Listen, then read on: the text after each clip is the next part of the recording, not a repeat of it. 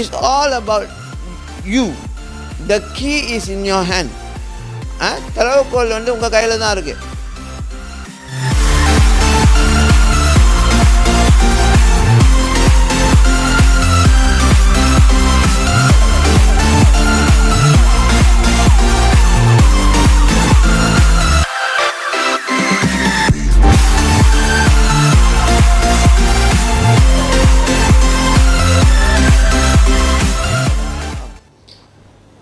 நான் சொன்னேன், விசுவாசம் இல்லாமல் தேவனை பிரியப்படுத்த முடியாது. விசுவாசம் இல்லாமல் தேவனை பிரியப்படுத்த முடியாது.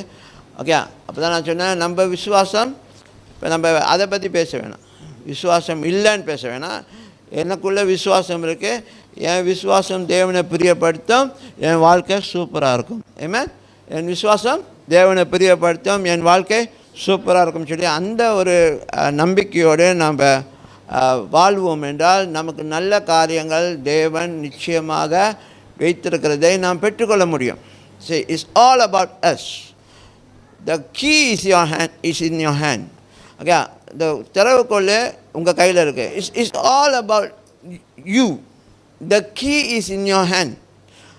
திறவுகோல் வந்து உங்கள் கையில் தான் இருக்குது. நீங்கள் உபயோகிக்க ஆரம்பிச்சிங்கன்னா கதவு திறக்கும், காரியம் உங்களுக்கு நடக்கும்.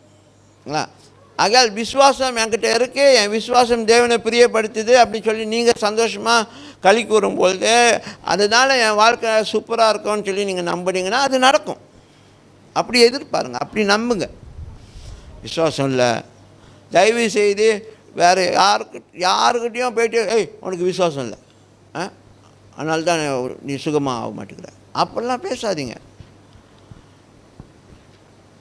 இப்போ யார் விசுவாசம் அதிகமாக இருக்குது, யார் விசுவாசம் குறைவாக இருக்குன்னு சொல்லி நம்ம யாரும் பேச முடியாது. சும்மா அந்த வெளிரங்கத்தில் உள்ள செயலை பார்த்துட்டு விசுவாசம் இருக்குன்னு வந்துட வேணாம், சொல்ல வேணாம்.